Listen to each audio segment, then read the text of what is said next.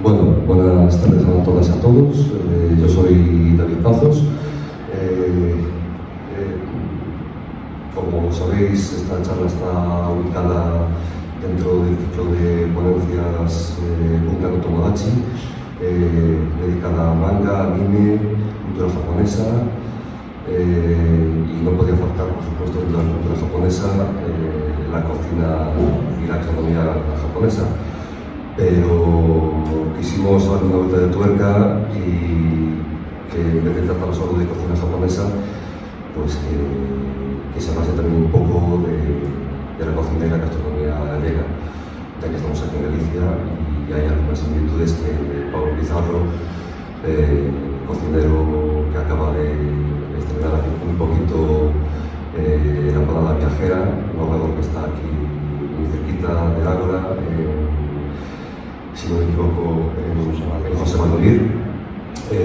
Pablo, además de estrenar recientemente la empanada viajera, ha trabajado en diferentes restaurantes bastante conocidos aquí en Coruña, como el Boca Negra, el de Alberto, de Bandier, y bueno, hoy nos van a invitar no solo con una charla, sino con una degustación posterior a la misma.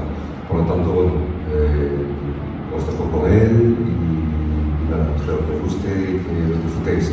Un cierre estupendo con tanta gente para este Bunkan no Tomodachi, que que además ya hay confirmadas nuevas ponencias para una segunda edición y bueno, ya os mantendré informado desde mi página web serialexperimentslab.com. También nos podéis seguir en las redes sociales, Instagram, Facebook, Twitter, solo escribiendo Serial Experiments. O sea que, bueno, nada, os dejo con Pablo. Gracias.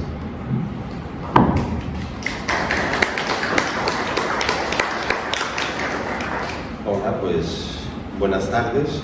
Se me oye bien así, ¿no? No hace tampoco falta mucho micro, ¿no? Bueno, en primer lugar agradecer a David la invitación para estar en esta charla, ¿no? Como él os decía, vamos a buscar pues, una serie de similitudes y contrastes entre la cocina japonesa, ¿no? y la cocina sobre todo gallega, ¿no? Lo que sí vamos a intentar es, en vez de hacer una charla y que yo os dé aquí la chapa durante media hora, sino pues que sea una cosa también pues, más interactiva, las dudas que tengan y poder ¿no? debatir algunas ideas, ¿no? Cuando David me comentaba esto, lo primero que yo pensaba, ¿no? Era quizás la cocina japonesa es una de las cocinas, ¿no? Como tradición, quizás más puras que hay, ¿no? más reticentes a variedad de fusiones y demás, sí evidentemente pudiendo llevar pues, según en qué zona que pueda tener influencia, pero sí quizás que es una cocina muy pura. Al final, si pensamos así a simple vista, ¿no? Pues hasta incluso en restaurantes japoneses dentro de Galicia, sí que podemos encontrar, por ejemplo, para mí, quizás uno de los japoneses más puros que podemos encontrar en Galicia es Puro Sushi en Vigo, ¿no? de Andrés Medici, donde mantiene una línea de cocina japonesa tradicional y pura, y después en Coruña, pues, por ejemplo, podemos encontrar a Carlos con Overa, que tenía Hokuto, donde quizás sí hay un poco más de fusión, ¿no? De llevarlo un poco más a terrenos, ¿no? Si buscamos un poquito similitudes, ¿no? que puede tener la cocina gallega con la cocina japonesa, yo creo que al principio lo que se nos puede venir a todos un poco a la mente es el tema del peixe, ¿no? Del pescado. Para la cocina japonesa es quizás su punto más fuerte, ¿no? A la hora de trabajar, tanto para nigiris como para sashimis, como para tatakis. Y quizás aquí también, si pensamos en la cocina gallega, aunque quizás sí es algo que está cambiando, no centrarnos solo en pescados y mariscos, empieza a tener más importancia el tema de la huerta, sobre todo gallega, ¿no? y de la presencia de la carne. En lo que se refiere al pescado, ¿no? Quizás si ahora pensamos, le pregunto a cualquiera, ¿no? Algo, pues a ver qué es lo primero que se te viene a la mente de cocina japonesa, normalmente todo el mundo al final acabaría diciendo de sushi, ¿no? Es decir, dentro de todas sus variedades, con makis, con nigiris y demás, ¿no? Esa parte evidentemente con la cocina gallega no tiene un nexo de unión claro, ¿no? En Galicia quizás el comer el pescado crudo, completamente crudo, no es una cosa que esté muy arraigada a la cocina gallega. Aquí, por ejemplo, siempre se ha hecho mucha más tradición a la hora de trabajar pescados, quizás las curaciones, ¿no?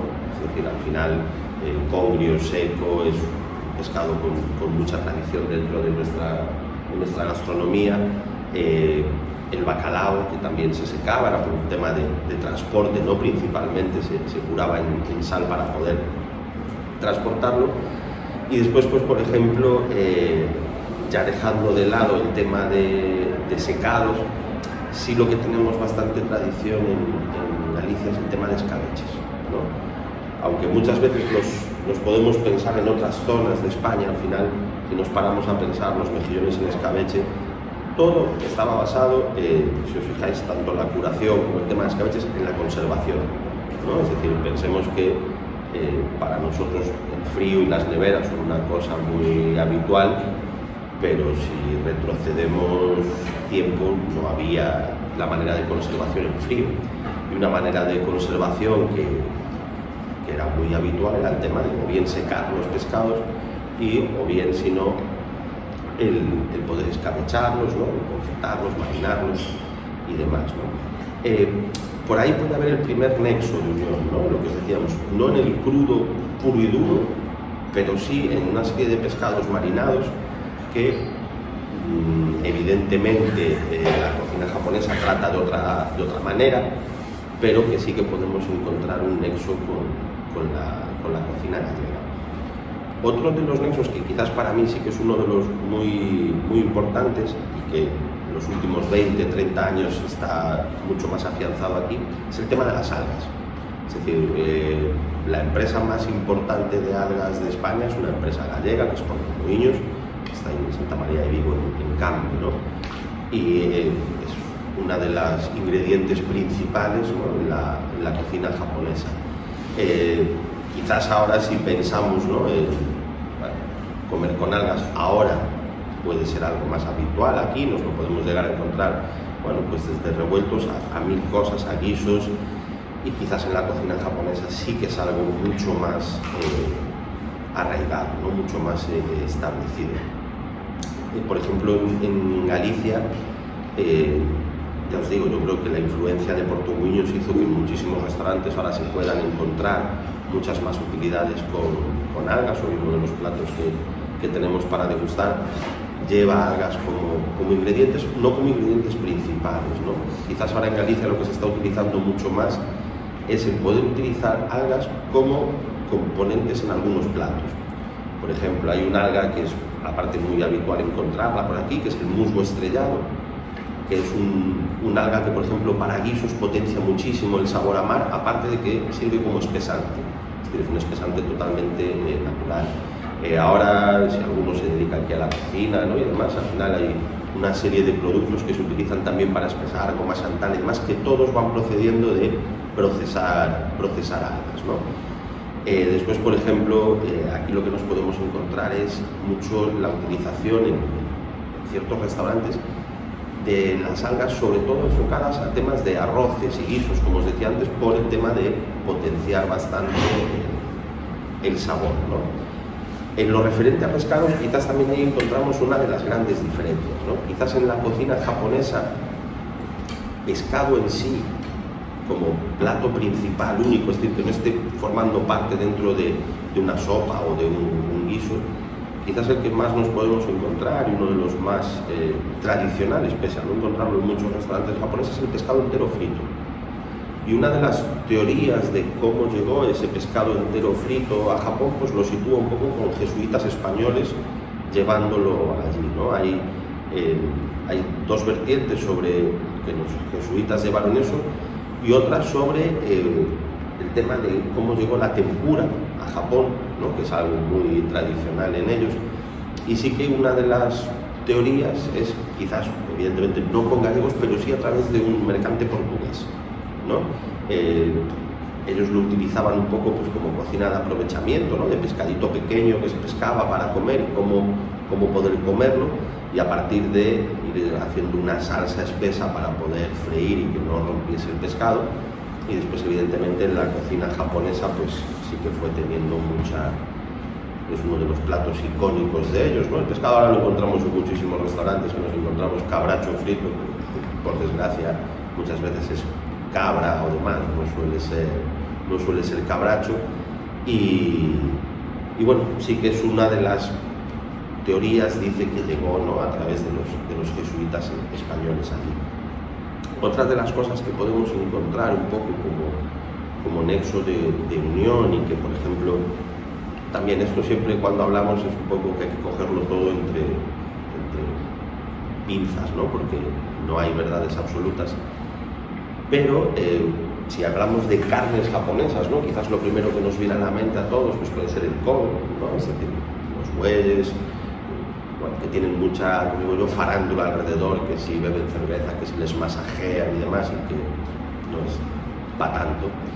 Que es muy extraño cuando vais a tomar, porque por ejemplo el kobe no está permitido su exportación.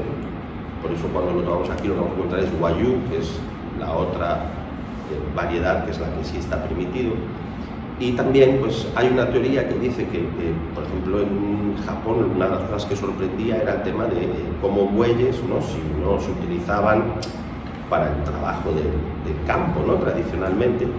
Y otra de las teorías dice que también que fue influenciado por originariamente bueyes de origen gallego, en viajes y colonizaciones años A fueron llegando allí, ¿no? Sí que, por ejemplo, puede ser una de las cosas que encontremos que no en la cocina en sí, pero sí como alimentos tiene ciertas similitudes, ¿no? Que es en Galicia ahora empieza nuevamente, ¿no? El tema de ponerse de moda el buey. Desgraciadamente lo que encontraremos en muchísimos restaurantes siempre será vaca vieja, porque para que sea buey al final pues en pocos trabajos de campo nos encontramos ya a día de hoy bueyes trabajando, ¿no? Pero sí que es una de las cuestiones que pueden tener como nexo el río, ¿no?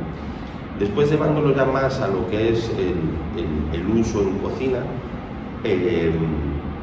podemos encontrar algunas similitudes y también bastantes diferencias. Una de las similitudes es que quizás son dos cocinas con un respeto al máximo por el producto, ¿no? En Galicia, si retrocedemos tiempo atrás, siempre se hacía, ¿no?, la pregunta de, bueno, ¿por qué en Galicia, si tenéis tan buen producto, pues no se habla tanto de cocineros o de la cocina gallega en comparación con lo que podría ser la cocina vasca y la cocina catalana? Y era, pues, en mi opinión, dos cosas marcaban mucho eso, que es una, hay que ir a Galicia, que se come mucho y barato, por lo cual eso no ayuda a potenciar la comida gallega en alto nivel, y otra, que siempre se ha entendido la cocina gallega como una cocina de producto, donde al final lo importante era el producto, el cocinero quedaba en plano secundario de no estropear ese producto, ¿no? Pero si tenías una maravillosa cigala, un maravilloso centollo o una merluza excelente, al final con que no lo estropearas, ¿no?, ya conseguías algo bueno. En eso tenemos una similitud. La cocina japonesa es quizás una de las cocinas más respetuosas con el producto, ¿no? Es decir, en un restaurante japonés, seguramente cuando alguien entra en la cocina, pues antes de hacer un nigiri o antes de filetear un pescado van a pasar años antes de que le dejen esa parte del trabajo, ¿no? Entonces, ahí podemos encontrar una de las similitudes, que es dos cocinas con un alto respeto por el producto, y sin embargo, ahora si pensáis, vais a encontrar dentro de esa misma similitud muchas diferencias. La cocina japonesa no se basa, no tiene características de ser una cocina de muchas salsas. Al final son 2 o 3 ingredientes. Y sin embargo, si pensamos en la cocina gallega, sí que somos una cocina de bastantes salsas, ¿no? Tenemos, pues, quizás una de las mejores salsas que se pueden encontrar, que es una jada, que al final es aceite, ajo, un poquito de cebolla, vinagre, no, pimentón. Pero sí que nos cuesta un poco pensar en platos gallegos donde al final sea una elaboración de 1 o 2 productos y nada más, ¿no? Después, donde también podemos encontrar diferencias es en los tiempos de cocción. La cocina gallega siempre se caracterizó por largos tiempos de cocción, ¿no? Empezamos desde un cocido a un caldo gallego, todas nuestras elaboraciones, ¿no? La merluza, la gallega, pero bueno, se van actualizando puntos y demás, pero antes era tenerla ahí cociendo y cociendo hasta que prácticamente se deshacía. Y quizás la cocina japonesa es ahí donde hay una diferencia, ¿no? Ajustar muchísimo más los tiempos de cocción. Después podemos encontrar bastantes similitudes en productos, podemos llamarla así como fetiches, ¿no? No sé, me imagino que venís a la charla casi todos seréis, pues, o que os gusta o asiduos de cocina japonesa, ¿no? y demás. Al final, si os fijáis, pues cuando vais a comer, pongamos un ejemplo de nigiris, los nigiris quizás más básicos que podemos encontrar, los más usuales, ¿qué podría ser? Vamos a quitar el atún rojo, ¿no?, del juego, ¿no? Pero quitado el atún rojo, al final, yo por lo menos lo que te encuentras muchas veces a día de hoy, nigiri, caballa, al final la sarda es uno de los pescados más utilizados por nosotros, ¿no? Es decir, desde escabeche o hacerla a la plancha o marinada y demás. También nos encontramos nigiri de jurel, es otro de nuestros productos. Yo os puedo decir, yo estudié con David. Cuando yo empezaba, para que os hagáis una idea, el jurel de costar en pescadería 3 euros. el kilo. Y a día de hoy creo que por debajo de 8 o 9 ya no compras puré, ¿no? Evidentemente que todo sube, pero también un poco el tema de producto que empezó a ser mucho más demandado y utilizado, ¿no? Si vas pensando en nigiris, por poner un ejemplo, ¿no? Quizás si nos metemos ya más en el tema de maquis y de rolls, ya entra el tema del salmón, que por ejemplo está muy habituado a que nosotros nos lo encontremos en los restaurantes japoneses, pero quizás no en la cultura japonesa, ¿no? No es tan habitual. Os decía, quitar del juego un poco el atún rojo, que al final es un producto que aquí hemos descubierto relativamente hace poco, pero si lo comparamos con su primo hermano, que es el bonito, es uno de los productos uno de los pescados más utilizados, ¿no? en Galicia, y con bonito, pues no solo poner el apellido del Cantábrico, sino el bonito de Burela, que es una marca registrada potente en nuestra comunidad, ¿no? Entonces, cuando con eso, después, por ejemplo, el tema de mariscos, cuando vamos a comer cocina japonesa, también tiene una presencia importante, y al final aquí, evidentemente, es uno de nuestros santos y señas, ¿no? Desde Toyo, Cigala. Quizás, lamentablemente, el langostino sí está muy metido como algo habitual que comemos aquí, sin embargo, no es un producto gallego. Pero después, a mí quizás la similitud que más me parece que hace que haya ciertos nexos de unión es el resaltar ciertos productos que quizás no están como en el top de productos, ¿no? Es decir, si ahora yo os preguntase a vosotros, a ver, ¿cuál es el marisco que más os gusta? Vamos a hacer un poco más interactivo. Yo me puedo echar aquí hablando 2 horas, los que me conocen saben que no hay problema, y como después hay algo ahí para picar, supongo que querréis que lo que es la charla la acabemos más rápido, ¿no? Pero ¿cuál es el marisco que más os gusta o el habitual de comer, no? Percebes, vieiras, navajas, ¿no? Si os fijáis, vamos todos un poco tirando, ¿no? Falta bogavante y centolla, pero todos tirando un poco a la gama alta. Tengo 2 favoritos. Uno sí ha subido el precio mucho últimamente, pero a mí mis 2 favoritos son mejillón y berberecho. Son 2 productos que a mí los puedo comer de cualquier manera. Mi mujer, que está por ahí, quizás el berberecho, bueno, pero el mejillón no comparte la idea tanto, ¿no? Pero yo, por ejemplo, el mejillón me parece un productazo increíble, tiene sabor, ¿no? Está esa textura con la que podemos jugar, múltiples preparaciones. Y quizás otra de las similitudes que os decía antes, que son cocinas de producto, pero que también muchas veces realzan un producto un poco más humilde, ¿no? Es decir, yo siempre digo, los productos son humildes hasta que se ponen de moda, porque después se ponen de moda y te vuelves loco, porque berberecho yo creo que hace poco, no sé, hemos comprado para empanada y hemos pagado 13 kilos. Antes era un producto que, vamos, era de los mariscos baratos, ¿no? Y a día de hoy siempre jugamos un poco con el tema oferta y demanda, ¿no? Cuando algo se empieza a poner muy de moda, bueno, tenemos un caso más claro con la sardina esa, tiene un precio todo el año, y cuando llega a San Juan triplica y todos están panchos y lo pagamos y seguimos para adelante, ¿no? En la cocina japonesa también ocurre lo mismo, ¿no? Es decir, hay una serie de productos más humildes que al final, pues, ellos los valoran mucho, ¿no? Después tenemos productos en sí que compartimos, pero que, por ejemplo, ellos valoran muchísimo y que aquí son completamente desconocidos, ¿no? Como puede ser el ábalo, que al final es como una almeja gigante, muy dura. El pepino de mar, que bueno, pepino de mar, espardeñas, que son productos que aquí en Galicia en sí no le damos, pero que muchos de ellos se dan aquí. Abajo hay un criadero, abajo en las Rías Baixas aquí, y no consigue entrar en el público, y sin embargo la cocina japonesa es un producto muy valorado, ¿no?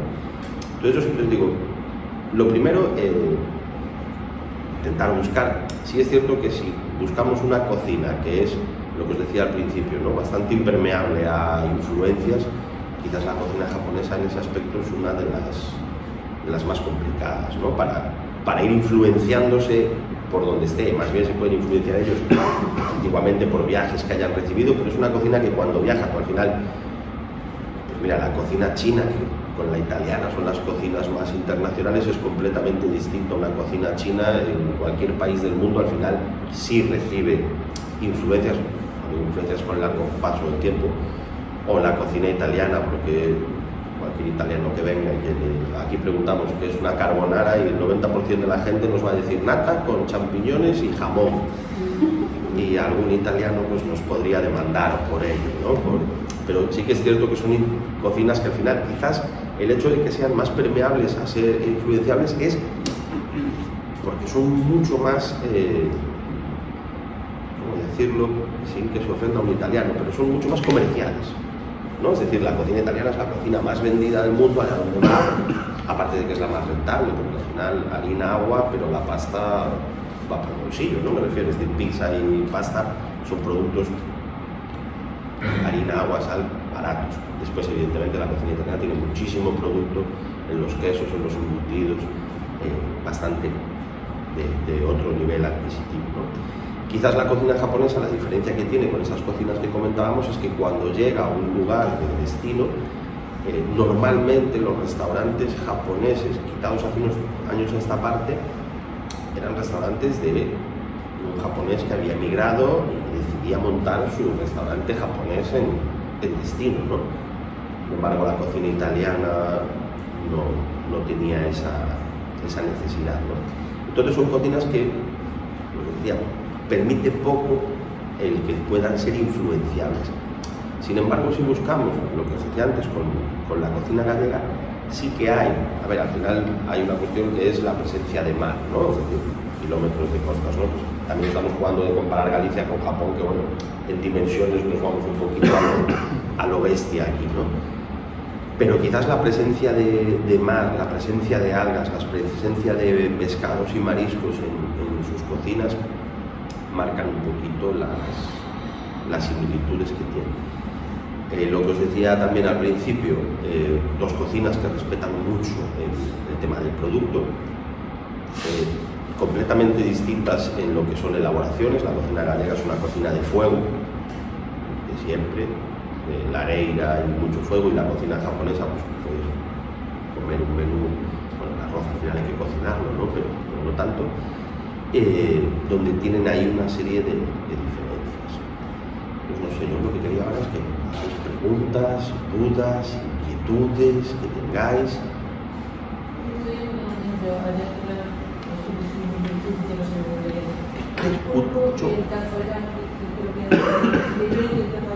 Te escucho fatal, te escucho bajísimo. Digo, del pulpo y el takoyaki, ¿qué relación tienen? A ver, yo relación creo que encontrar pulpo en cualquier otra, por ejemplo, son nexos de unión, porque encontrar en otro tipo de comida, de cocina del mundo, pulpo, complicado, más allá que en la gallega y en la japonesa. Algo también en alguna parte del sudeste asiático también hay algún plato, pero yo creo que quizás la diferencia está mucho en métodos de cocción del propio pulpo. Nosotros, por ejemplo, aquí es un método de cocción que, bueno, más allá de que hay que asustarlo, quedaría para un debate sobre si en realidad hay que asustar el pulpo, ¿no? A día de hoy, quitado en pulperas, por ejemplo, el pulpo lo cocemos al vacío. Y asustarlo en el vacío, pues yo me imagino metiendo la bolsa 3 veces en el horno para que los pulpos se asustasen, y al final las patas no pelan y demás, ¿no? Aquí al final quizás es uno de los productos más icónicos de Galicia, ¿no? El pulpo, con una serie de... Tan icónico es que es lo único que Sanidad permite tener de madera en un restaurante son las tablas de pulpo para comer el pulpo. Es lo único que en un restaurante te puede permitir, y es por una cuestión de imagen y tradición. Otra explicación no tiene que no te permitan tener una tabla de madera, una cuchara de madera y sí un plato de pulpo, ¿no? Decía, tiene muchísima diferencia en los métodos de cocción. Desde el lavado, normalmente en la cocina japonesa se cura el pulpo también con sal, se le frota, se le espuma. Aquí yo, con Gorka de la pulpería de Medellín, que me llevo bien un día, le mandé el vídeo y era como, que estaba mandando un sacrilegio para él, ¿no? son maneras bastante distintas.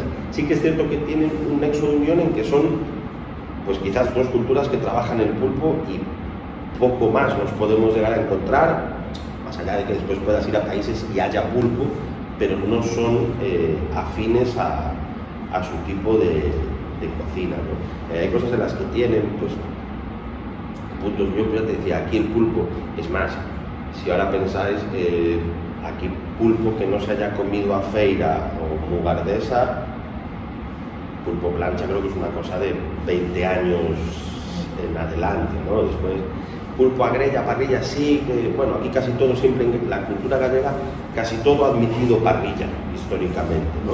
Tuvo mucho tiempo después apartado, pero sí, al final, por las casas de aldea, casi todo se ha hecho muchas veces a la parrilla. Pero aquí yo creo que hacemos una encuesta y pulpo es pulpo a feira, punto.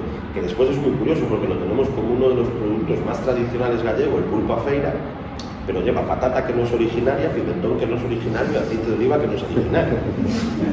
Se tiene guasa la cosa, pero bueno, evidentemente la patata retrocedemos 500 años para decir que no es originaria, porque a día de hoy es nuestro ingrediente, quizás no hay una cultura gastronómica que utilice más la patata que la gallega. Yo, el primer restaurante donde fui jefe de cocina, lo típico, sales de la escuela y dije, ¿por qué todo tiene que llevar patata? Yo voy a poner una carta sin patatas.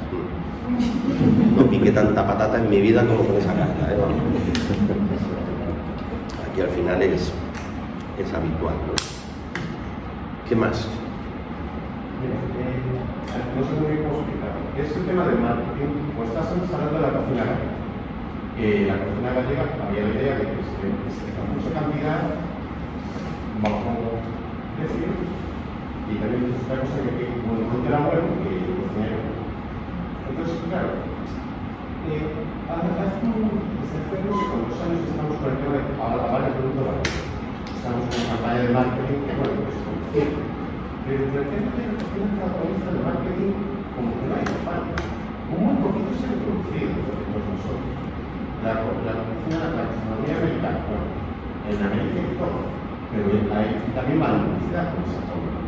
Entonces, realmente el tema del marketing en la cocina gallega, no sé cómo lo valoras tú, si estás haciendo un trabajo y se equivoca. Bueno, yo ahora, como me da igual ya discutir y pelearme con ciertos, me dan por imposible que siga los carnes marcados, yo creo que el nivel marketing en Galicia para la gastronomía ha sido malo, ¿no? Es decir, al final, yo os pongo un ejemplo. Mira, hace unos años fuimos a comer, además con mi mujer, a Ogrova, a Culler de Pau, y era la feria del marisco. El lobo gigante de la feria del marisco era un centollo, en agosto, que no hay. Es decir, aquí hemos ido muy por, ¿qué más da? Todos lo podéis ver, os dais un paseo por... Es decir, a nosotros hace poco nos daban un estudio de los visitantes que vienen a Galicia, ¿no? ¿Por qué vienen? Y es muy curioso, porque tú, por ejemplo, le preguntas a toda la gente que viene a La Coruña y un 90 y pico % visita la Torre de Hércules, pero no llega a un 5% la gente que viene a Coruña por la Torre de Hércules. Es decir, la gente viene por otra serie de cosas y una vez que está, va a visitar la Torre de Hércules, pero no recibimos una cantidad de turismo, llamémosle cultural, de museo y demás. Una ciudad que tenemos tantos museos, pero bueno, un poco complicado que el turista lo venga a visitar cuando no hay una tarjeta para que puedas ir a los mismos museos en tu tiempo de estadía vacacional, ¿no? Entonces, el marketing, te decía, es muy malo porque si tú preguntas, por ejemplo, para centrarnos más que Galicia, para hacerlo más fácil, Coruña, visitantes en Coruña, ¿qué mes está a reventar? Agosto. ¿Qué le decimos a la gente que venga a comer? Marisco. ¿Qué no hay en agosto? Marisco. ¿Qué pasa? Que al final sí que lo encuentran. Sí, pero no de aquí. No de aquí, congelado. Entonces, después la gente se extraña. Yo, cuando decía David, cuando trabajé en Bocanera tenemos la franja al lado. Entonces venía mucha gente que decía, es que me comí una mariscada, 2 personas, 40 euros. Y me cuesta un bogavante 40 euros. Entonces, en ese aspecto, no es que nosotros hayamos hecho mal el marketing, porque el marketing de la cocina gallega es buenísimo. Todo el mundo le preguntas por ahí, wow, Galicia. Nosotros cuando salíamos a dar ponencias siempre te decían lo mismo, qué bien se come en Galicia. Pero de un tiempo a esta parte sí que se dicen cocineros o restaurantes, pero antes no. Antes era que bien se come en Galicia, pero a la gente es que ese sitio que hay allí, esto es como la de la teoría de los camiones, ¿no? De vas a parar en un sitio donde hay, era eso. Tú vas a Galicia y en cualquier sitio comes muy bien y comes barato. A ver. También si te vas a un italiano normalito comes barato y si te vas a un italiano bueno vas a pagar otro precio. Entonces, creo que la publicidad que hizo la cocina gallega, en mi opinión, fue equivocada porque apostamos más por la cantidad que por la calidad. Entonces, claro, después ocurre ese falso mito de el marisco bueno está en Madrid. ¿Saben cómo va a estar en Madrid si entra aquí? Es decir, que llega a Madrid, no. La diferencia que hay es que el cliente con un poder adquisitivo de poder pagar el percebe a 150 euros, evidentemente es más fácil encontrarlo en grandes ciudades, hay más cantidad de clientes dispuestos a pagar ese dinero que aquí. Pero ¿cómo va a estar mejor un percebe que entra hoy en Lonja a las 2 de la mañana, va a subasta, coge un camión, se va a Madrid, entra a subasta en Mercamadrid, llega a la plaza y lo compras, que el que llega de algún momento? Entonces hubo mucho eso, el querer como, aquí tenemos producto y con poner el producto nos llega, y no saber hacer un poco ese valor, poner en valor que el producto evidentemente es buenísimo, pero que después tiene que haber unas manos también que lo sepan trabajar. Yo pongo un ejemplo, nosotros montamos lo de la empanada viajera, fue un poco, durante mucho tiempo saliendo a dar ponencias. Yo siempre decía que con esa cantinela que tenemos de que el producto gallego es el mejor, a veces no lo explicábamos bien. Porque claro, si yo llego y digo, no, es que el marisco gallego es el mejor, pero también me puedo encontrar con alguien que me diga, ojo, la gamba de Denia y la gamba roja de Palamos, aparte de que yo, quitado con vieira de Cambados, que creo que sí, un bogavante gallego y un bogavante escocés, me juego que el 80% de la gente no lo diferencia. Al final, es más, FAO 27, es decir, es la misma zona de pesca. Hay muchas cosas donde no hay diferencia, pero no estamos acostumbrados para poderla pillar con ese paladar. El pulpo, por ejemplo, tanto hablamos del pulpo gallego, os podría decir que más del 60% del pulpo que consumimos no es pulpo gallego. Es pulpo de Dakar, de abajo, que aún encima, pero tiene una explicación. El pulpo gallego es muy sabroso, es pequeño pero es muy sabroso, pero pela muy rápido. Entonces en las pulpeiras, que al final estás cociendo pulpo, no te vale el pulpo gallego porque te está pelando constantemente. Entonces es mucho más sabroso, pero a la vez también en textura, pues igual no estamos tan acostumbrados a que tenga un poquito más de mordiente, ¿no? Nos gusta que esté, que no sea chicloso, pero que no tenga ese punto de mordiente, ¿no? Entonces siempre cuando íbamos a las ponencias, siempre decía, tenemos que tener cuidado, cuando decimos que el producto gallego es mejor, lo que podemos decir es que tenemos quizás de las mejores despensas, porque tenemos muy buen marisco, tenemos muy buen pescado, tenemos muy buena carne, tenemos muy buenas verduras, cosa que hasta hace pocos años parecía que aquí había patata y grelo, nada más. Teniendo de todo, sí, pero por individual podíamos. Yo, 20 años viajando a dar ponencias, y sí que hay dos cosas en las que he dicho que no me presentaría a un concurso porque creo que no hay competición, y son pan y empanada. Son dos cosas en las que he ido muchísimos sitios y siempre he dicho, no he encontrado un pan como el gallego ni una empanada como la gallega. Pero ni parecido. Ojo, cuando digo esto es, sí, te vas, hay una panadería en Madrid que es muy buena y tiene ese pan, pero como norma general, tú en Coruña te pierdes, vas a encontrar muchísimas panaderías con pan bueno, también vas a encontrar panes nefastos, ¿no? Pero te vas a ir a tomar empanadas y dices tú, a mí me gusta que tenga mucho relleno, a mí poco, a mí que sea la masa más crujiente, a mí menos, pero tienes gran calidad.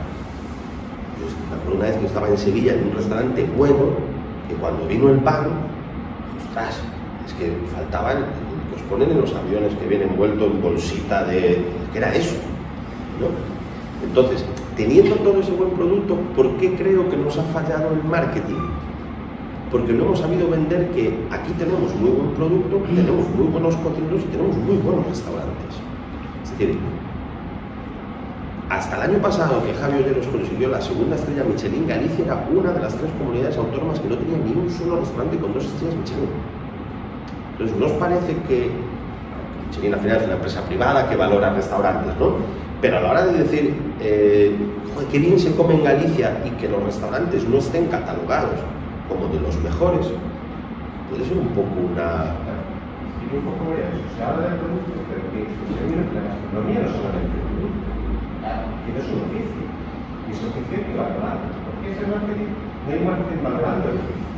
Las recetas tradicionales se les puede dar un negocio enorme, pero hay que valorarlas también. No sé si me explico. Sí, mira, yo creo que hay dos cosas ahí. Una, por ejemplo, por compararlos con los vascos. Los vascos en los años 70 y finales de los 70 se juntaron pues, con Mario Alzar, Martín Berasategui, Arguiñano, Hilario Arbelá y tal y cual, y hicieron la nueva cocina vasca. Que no es nueva nada, es decir, que era lo que estaban haciendo, pero con un apoyo mediático e institucional detrás, ¿no? Se habló de, bueno, sí que es cierto que había una influencia muy grande de la cocina francesa, retocar puntos de cocción. Aquí el problema es que aún encima yo creo que nos saltamos de ir haciéndolo poco a poco, que hemos pasado de la fuente con el raso y las patatas a un menú de degustación de 25 platos pequeñitos, es decir, nos hemos fumado de una esquina a la otra, pero a lo grande. Entonces, claro, ha habido mucho rechazo también de eso, de decir, ostras, pero es que esto no es lo que yo creía, ¿no? Entonces, creo que ahí sí que es cierto que faltó el ir, oye, paso a paso, ¿no? Es decir, nadie está hablando de que ahora tú te quieras tomar una merluza a la gallega y le echen 8 aires, 3 espumas, pero que sí que digas, a ver, pero puede ir sin espina. Es decir, donde antes teníamos la merluza a la gallega en rodaja, ¿puedo hacer una merluza a la gallega poniendo un lomo? ¿Puedo hacer una merluza a la gallega donde controlo el tiempo de cocción y donde la merluza no se pasa? ¿Puedo hacer una merluza a la gallega donde utilizo guisante fresco y que va en su punto? ¿Puedo hacer una merluza a la gallega donde la patata no tiene por qué ir toda rota y puede ir enterita y bien cocida? ¿Puedo cocerla en lugar de en agua, pues en un caldito de pescado para que potencie más el sabor? ¿Puedo hacer una ajada que ha reposado 24 horas y donde no hay pozos de ajada? Es decir, eso no es irte a una gran... pero sí es decir, de una receta tradicional poder ajustar cositas. Yo siempre digo, yo cuando estudiaba tenía un profesor de geografía que siempre me decía una cosa para explicar lo mal que nos vendemos los gallegos. Y decía que ante el mismo producto, que eran las castañas, los franceses hacían marrón glacé y nosotros las asábamos y las vendíamos en papel de periódico. No diciendo uno está mejor que el otro, sino decir, hubo unos que lo cocinaron, le hicieron un dulce, un envoltorio, te sobra un pastón, y nosotros los asamos, los ponemos en papel de periódico y como que no le damos valor. Yo creo que aquí hay mucho eso, lo tenemos cerca, no le damos valor, ¿no? Y el marketing ha fallado en eso. Por suerte ha ido cambiando. Ahora, a alguien que un poco le guste el mundo de la cocina se sabe 5 nombres, 4, 6 de cocineros gallegos, ¿no? Pepe Solla, Javi Olleros, tal y cual. Y sí que, por ejemplo, sí que es una cosa que es cierta, que cuando sales por ahí fuera, una de las cosas que más les choca es lo bien, la buena relación que hay dentro de los cocineros gallegos. Y yo creo que es por el no haber tenido los focos tan puestos encima como en otros sitios. Pero el tema del marketing, de llevarlo a gastronomía, mira, yo que te digo, a mí me da igual pisar charcos. Para que os hagáis una idea, en Galicia hay escuelas públicas de hostelería. Paso das Pontes, donde estudiamos David y yo. Escuela Pública de Coruña. Lamas de Abade, Escuela Pública de Santiago. En Pontevedra, Vilamarín. Foz. En Lugo, San Xillao. En Orense. En Vigo, otra. Y la escuela abanderada de Galicia es el Centro Superior de Hostelería de Galicia, que es un centro privado. Entonces, en una comunidad en la que somos tan pequeña, con tantísimas escuelas públicas, ciclos medios y ciclos superiores de cocina, las instituciones a quien más apoyan es a un centro privado. Es más, desde el año pasado se aprobó una asignatura que es, bueno, no es una asignatura, es por la universidad, que es un grado de gastronomía, que se imparte en el Centro Superior de Hostelería de Galicia. Entonces es un poco extraño, ¿no? Es decir, gastronomía es mucho más, son los restaurantes, es la gente que trabaja. Después hay que entender otra cosa, cuando se habla de gastronomía, creo que a veces el término es injusto, porque a todos los que nos viene a la mente es el restaurante bueno, pero el que te pone el café en el área de servicio también es gastronomía, y el que te pone el café y la tapa de tortilla en la cafetería también es gastronomía, y los que dan de comer, que debería ser lo principal, es decir, donde debería haber un mayor aporte económico y tal, los que dan de comer en las hospitales, residencias y escuelas, también es gastronomía. Ahora hay un movimiento que, por ejemplo, en Almería lo han conseguido, con un cocinero que se llama Chantilías, que han conseguido que los niños de infantil tengan una asignatura que sea gastronomía. Y a mí me parece vital, pero no gastronomía para decirle cómo hay que comer en un restaurante, sino para que los niños puedan entender que el tomate tiene una temporada en el año, que no hay tomate todo el año. Después lo que estamos viendo es tomates que son tomates probeta, ¿no? Yo hace un par de años estuve en Almería y viendo ellos, todo blanco, todos los invernaderos, los techos, tal y cual, ellos nos explicaban el tomate característico de ellos nos decían, sale de vuelta a 14 euros kilo, todo lo que encontréis por debajo de 16 euros kilo no es tomate de Almería. ¿Dónde lo vendéis? Fuera. Claro, porque aquí no pagamos ese precio, claro, no pagamos el precio, una, que es muy elevado, pero también porque nosotros que tenemos tomate todo el año. Otra cosa es a lo que sepa, a todos creo que nos pasa, que cuando llega la temporada a veces vas, ¡joder, qué pintan las fresas! Y cuando las metes en la boca y dices, ostras, pues ya son fresa, melón, piña o lo que fuera, no sabe nada. Entonces, eso sí que es importante que los niños lo sepan. Que los niños sepan. ¿Qué pasa? Que es una contradicción que a los niños les enseñemos gastronomía y después en su colegio llega una empresa de catering. Yo tengo la suerte de que mis hijas estudian en un colegio donde hay cocina, pero debería ser algo, vamos, obligatorio, que cocinen allí, que los niños puedan ver, porque al final es algo que tú podrás estudiar por ciencias o por letras, te querrás dedicar a esto o lo otro, ahora comer vas a comer todos los puñeteros días. Y que al final puedas entender la importancia de que después va a haber algo que te guste más o algo que te guste menos, que eso, y hay gente a la que le gusta comer y le gusta ir a un restaurante, y hay gente que entiende comer como alimentarse, una necesidad básica más, no pasa nada. Pero sí que es cierto decir que se pueda entender la importancia que hay de conocer las temporadas, conocer los productos. Es decir, yo estoy convencido que a día de hoy le damos a alguien un pollo de corral de los de verdad y quizás mucha gente de 20 años no le guste. Claro, no le guste porque pues, al final es normal, si tú estás acostumbrado a comer otra cosa con otro tipo de sabor, más allá que después puedes decir no me gusta el pollo, ¿no? Vale, no pasa nada, pero pasa eso. Entonces creo que hay muchas cuestiones.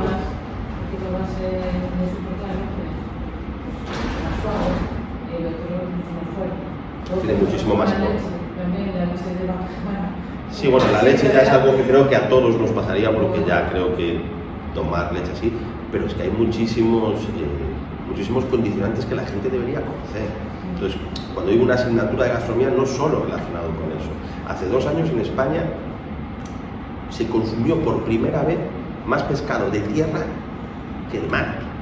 Cuando se dice de tierra es de piscifactoría. Es decir, bueno, somos una península, tenemos mar por todos los lados, y se consumió más pescado de piscifactoría que pescado de mar. Pero lo grave no sería eso, porque puedes decir, bueno, una cuestión de precios, tal. Lo curioso es que el año pasado fueron más toneladas de vuelta que las que se consumieron.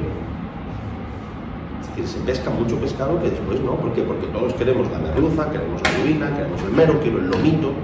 No, la cabeza no la quiero. Es decir, la cantidad de descarte que hay en el pescado es una animalada. Entonces creo que esas cosas en una asignatura de gastronomía a gente que son esponjas de 10 pues, años puede pasar. A mí en el colegio de mis hijas durante 3 años me llamaban en las navidades porque hacían unos talleres donde íbamos pues, yo a hablar de cocina, otro a hablar de audiovisual o tal, para los niños que estaban un poco a qué me quiero dedicar, ¿no? Que era curioso porque una vez en el recreo me vino, tú eres el padre, mira, tú das la clase de cocina, ¿no? Y pensé que ellos podían elegir dónde ir, sí, no, ¿por qué no querías venir? No, a mí me tocó ir a ver a las monjas de clausura, me decía la niña con una cara de, joder, ¿a dónde me llevaron, no? Y bueno, llegamos un día, entonces yo preparaba 3 platos. en la misma clase, los niños alrededor. Entonces yo una merluza entera, entonces con la cabeza, con la cola, la corté. ¿Eso qué haces? ¿Lo tiras, no? Le puse una olla. No, pues vamos a hacer una sopa. Yo no quiero, eso, qué asco, ¿no? Vamos, una merluza frita y preparamos la sopa y se la dieron unos vasitos. Y una de las niñas que tanto decía, qué asco, yo eso no lo quiero, tomara 2 vasitos. Pues al segundo año fui con otros platos y al tercer año vuelvo y hago de nuevo ese plato y cuento esa anécdota. Y una de las niñas levanta la mano y me dice, era yo. ¿No? Entonces, claro, al final todos tenemos la excusa fácil, ¿no? De a día de hoy es que todos trabajamos, tenemos poco tiempo para cocinar, los padres llegamos, andamos a dormir. Yo creo que es una cuestión también más de comodidad. En mi casa apenas cocino, al final estás todo el día cocinando. Pero creo que al final es que los niños y los adolescentes, ¿no? Hay muchas cosas que no. Es que ¿cómo que haces una sopa con espinas de pescado? Como eso? La sopa no es un tetrabric. Entonces creo que todo eso al final ayudaría. Yo creo que la gastronomía todo es como cadena, ¿no? Es decir, que la gente tenga un mínimo de formación, que después los cocineros, que eso es otra, aquí tampoco los cocineros no son unos talibales, son unos taraos, porque esto no, es que esto se toma poco hecho y nos ofendemos cuando alguien te lo pide poco hecho. Bueno, tú podrás aconsejar cómo lo quieres comer, pero después pues el señor ha venido, se ha sentado y si quiere el solomillo muy hecho, pues el solomillo muy hecho. Tú podrás pensar por dentro, joder, pues lo vas a estropear, pero al final bandera de no, es que esto se tiene que comer así, o los puntos del arroz, que a veces también ya llega un momento en los que nos estamos pasando, porque una cosa es no tomar arroz pasado, tomar el arroz al punto, pero alguna vez nos habrá pasado, yo he ido a algún sitio, hostia macho, lo de al punto, lo pasaste por el fuego un ratito nada más y ahí quedó, ¿no? Pero sí que creo, y sobre todo, y perdón, pues yo me lío mollón, lo que tú me decías que la cocina japonesa no le hizo falta tanto marketing para eso. Quizás es que por eso también, enlazando con es una de las cocinas más puras que hay. Y durante muchísimos años, si tú querías tomar cocina japonesa, no te quedaba más huevos que ir a Japón. Podías encontrar en algunos sitios, pero yo te digo, 20 años atrás en Galicia, de alto nivel, cocina japonesa, olvídate. Yo, ahora 20 y pico años, me acuerdo que fuera de viaje a Madrid, fuéramos a comer a Suntory, uno de los japoneses que había de aquella. Me acuerdo que me pusieron un nigiri de calamar, yo que como lo que me den, que me da absolutamente igual. Era como, hostia, qué huevo, ¿no? Y crudo, me lo tengo que meter en la boca ahora esto. Es decir, no es una cocina que se exportó mucho, en este caso, Kenjiro Sato era el sushiman de ese restaurante, es decir, siempre con gente originaria y demás. Entonces, al final, la exclusividad supera la campaña de marketing. Tú al final tienes que peregrinar para ir allí porque solo se come eso allí y demás. Si la cocina italiana no fuese la cocina más exportada del mundo, seguramente todos la tendríamos como, oh, es la hostia, pero claro, es que para irme a tomar esos espagueti carbonara tengo que ir a Roma. La vez que estuve en Roma, fuimos con el ayuntamiento a hacer una ponencia. Pues ponnos una de espagueti carbonara, y cuando vimos la fuente dije, hostia, luego decimos nosotros que en cocina se come, que en Galicia se come mucho, una animalada, una bandeja gigante de espaguetis carbonara, eso sí, reventar de pimienta, llevaba por encima. Decías, pero esto está para hacer una foto y luego decirles, os voy a enseñar lo que comemos nosotros con espagueti carbonara y me vais a echar del país. Y sí. Bueno, ¿alguien más tiene alguna pregunta, duda? Una cosilla sobre un tipo de pescado que veo mucho en los restaurantes japoneses que creo que no se utiliza en Japón, como me queda muy claro que es la mantequilla. Sí, eso sí que es una gran campaña de marketing. Es carísimo, es insípido, yo no sigo encontrando y lo que pasa es que es exclusivo, hay poco. Entonces, pero yo te digo, yo soy muy amigo de Andrés Medici, el de Puro Sushi en Vigo, y le mencionas el pez mantequilla y puedes enfadarlo. Pero no, aquí tuve un momento en el que también empezó a utilizarse para todo, porque al final con la globalización te llega pescado de cualquier otro lado, no es un pescado originario de aquí, y la cocina japonesa originaria poco se encuentra. Sin embargo, la cocina japonesa B, ¿no?, en la que se exporta tantísimo, sí, es como el tema del salmón. Es decir, el salmón evidentemente sí se trabaja algo en la cocina japonesa, pero no a niveles de... Y la mezcla salmón y aguacate en un rol pocos sitios de Japón lo podemos llegar a encontrar, ¿eh? Al igual que la cantidad, es decir, estamos acostumbrados a que nos ponen un sushi, un nigiri, lo que hacemos es mojarlo en soja. Puede infartar un sushiman de japonés, que le puede dar algo allí, porque no, aparte de que, bueno, sí que son muy, con Andrés, que es amigo, nosotros la última vez que íbamos a comer, la típica manera que vas a hacer una foto, vas a cabrear, no, sushi, nigiri te lo pongo, te lo hace mucho, te lo comes al momento, pero tienes que comer ahora, porque es cuando está perfecto, porque el agua tiene su temperatura, porque te lo acabo de moldear y el pescado está recién cortado y puesto encima, ¿no? Ellos, para eso es un nivel de una religión, ¿no? Lo que tienen. Pero no, sí que no es un pescado muy habitual de utilizar ellos. Nada más. Pues procedemos ahora, pues vamos a preparar ahí algo para picotear. Bueno, antes de la degustación, a mí me gustaría darle a Pablo un pequeño obsequio por parte de la organización. Muchísimas gracias. Espero que te guste. Seguro.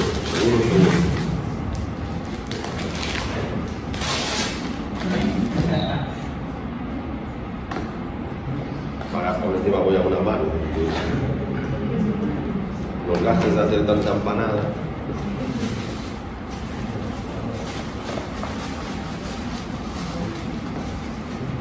ver si no la digo ahora.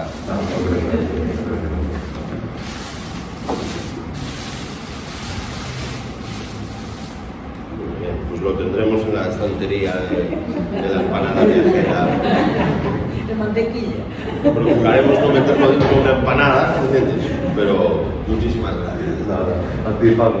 Pues nada, ahora vamos a preparar, a ver, hemos traído tres cositas. Una que no tiene absolutamente nada que ver con la cocina japonesa. Pero, habiendo montado yo un obrador de empanadas, que se llama la empanada viajera, porque nos dedicamos a mandarla a toda la península, pues hemos traído una empanadita, la número 1 para nosotros, la que más orgullosos estamos, que es la empanada de uvas. Y después hemos traído dos cositas que sí que jugamos un poco. Una, hemos traído un mejillón en escabeche, pero no un escabeche puro, no un escabeche tradicional nuestro. Hemos hecho un escabeche con un poco de wakame y con unos toques cítricos, ¿no? Y después lo otro que vamos a elaborar es sarda, que es otro de mis pescados favoritos. Lo hemos marinado en sal y azúcar, lo hemos dejado reposar y vamos a hacer un pequeño tartar con la sarda y lo vamos a aliñar con un poquito de soja, ¿vale? Con un poquito de lima y azúcar y jengibre, ¿vale? Entonces nada, vamos a ir preparándonos ahora allí y la idea es que os vayáis acercando y así vais probando todo y lo vamos preparando ahí en un momento.